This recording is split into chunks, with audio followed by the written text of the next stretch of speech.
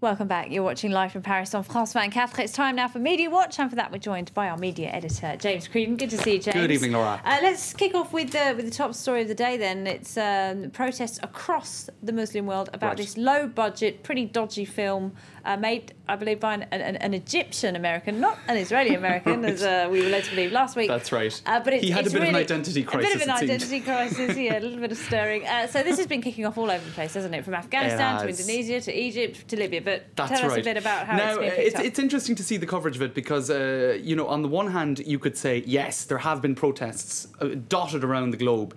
But, you know, some could say as well that perhaps some media are overplaying it up or stirring it up even more than it needs to be stirred up. For example, Newsweek, which has been very criticised for this particular front page today, Muslim rage. And some people saying it's a sort of a caricature, really, of the situation with particularly... Where is that picture, do we know? Well, I don't even know where the photo was taken, actually, but that's a piece, How I Survived It and How We Can End It, by Iron Hirsi Ali, right? And just to show you some of the reaction that I saw, well, first of all...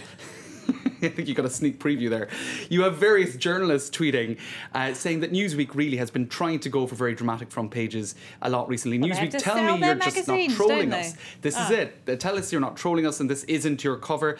Is this some type of joke, etc., etc.? These are all journalists tweeting, and there seemed to be a lot of American journalists who thought that it was just a bit too much. It was over the top. Newsweek in full trolling mode. It would be despicable if anyone actually read it. But come on, we've seen the first American diplomat murdered abroad in more than 20 years. I mean, this isn't just, you know, people have been killed all over the world, haven't they? That's true, and that's true as well. I mean, there has been a broad demonstration in terms of, you know, geographical locations of unrest. But some people finding the way Newsweek was trying to generate this discussion a bit too much, they called on Twitter users to comment under the hashtag Muslim rage. Right. And so some people said, you know what, I'm just going to talk about the hummus in the fridge being a bit gone off. And I asked for coffee, he gave me decaf, I threw it in his face. Muslim rage.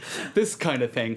And, you know, I think it's worth pointing out that just a few weeks ago, they did have this front cover as well. Hit the road, Barack. Niall Ferguson, he's quite a controversial professor, isn't he? And from that front page, you would think that it was Newsweek's editorial position. So they're trying to have, I suppose, punchy front pages. The idea is not to be neutral and pass by unnoticed. The idea is to be noticed, to generate a comment, and even indeed a certain amount of criticism. And certainly today, lots of criticism of that front page of Newsweek. All right, so those protests across the Muslim world, as I say, pretty healthy attendance all round. Not so much, though, for the first anniversary of the Occupy Wall Street This protest. is it. And there was one tweet that I saw that was kind of, well, funny, perhaps a bit satirical. NYPD vows to protect Wall Street holy sites from angry protesters bent on offending the Prophet. The Prophet. Spelt F-I-T. There you go.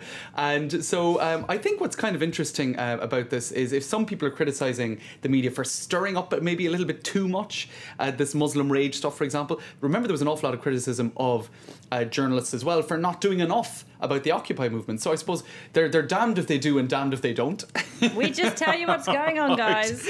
But I just thought it was an interesting, because I remember a year ago people saying... last year it was very well attended. That's right, it wasn't well attended, but there was a certain degree of criticism that the journalists weren't covering it enough and that the networks weren't covering enough. And then, as the Atlantic Wire says here, media non-coverage of Occupy Wall Street gets lots of media coverage. So I think they were being a bit tongue-in-cheek about that. But just to show you some of what you're seeing, Occupy Wall Street protesters swarm. That might be overplayed a little bit. Democracy Now! Is quite a left-wing website, but they remember the fact that it was they came up with this whole slogan of the 99%. The Daily Beast is remembering why it fizzled, basically, and I suppose the key point there being a lack of organisation, a lack of coherence, and a fear of being co-opted. For example, there were various attempts to get various strains of Occupy to support Barack Obama's bid for re-election, and Occupy people didn't really want that. So it kind of fizzled out because the labour movement, political parties... It didn't really have a real... I mean, anti-capitalism is a little bit vague, isn't it? That's right. And that's what it was mostly criticised for. So you have a couple of tweets like this as well, people wearing birthday party hats at Segoti Park and elsewhere, and another person having Lady Liberty joining in the fun. There you go. That's, I suppose... All right. Now, what better way to sell magazines than have pictures of the future Queen of England's white bits on your front cover? Goodness me, this is causing an absolute It's causing a massive outrage, and Kate and Wills, and they're going to begin criminal proceedings against not just the French version of Closer, or Closer, as it's been called in the British press, but also the Irish Daily Star. Oh, the Irish and yeah, that's right, they're all. But then, apparently, Richard Desmond, is it, that owns it, says he might be closing the paper down. Ooh. Because of that. All right, well, I'll have to read up on the consequences of all of this, but there's been a certain amount of satire as well, Laura. This is a News Biscuit. But is that a well-read newspaper in Ireland? Irish Daily Star. It's one of the kind of standard tabloids. It has got a certain amount of readership. Check out this News Biscuit. Violent protests outside French embassies after Middleton pictures published. This isn't true. Burning French flags and effigies of French President François Hollande. Protesters chanted, "There is no Queen but Elizabeth," and threw bricks through the windows of nearby creperies and charcuteries. Let's take a look at what. Let's take a look at this next series of pictures. Also satirical, I hasten to add. This is NMA, a kind of Taiwanese satirical news thing, and here you have, and that's Closer being burnt, etc. And here you're going to see the Irish Daily Star. I take issue with this. It's a load of leprechauns. Oh dear, stereotyping. The Irish Daily Star. It's a certain degree of stereotyping, but a funny look at the whole story. Okay, good stuff, James Creedon. An excellent roundup. Thank you very much indeed. Thanks, all right, let's take a break now. We're going to leave you with web news. We'll have a look at all the most popular things that people have been clicking on in cyberspace.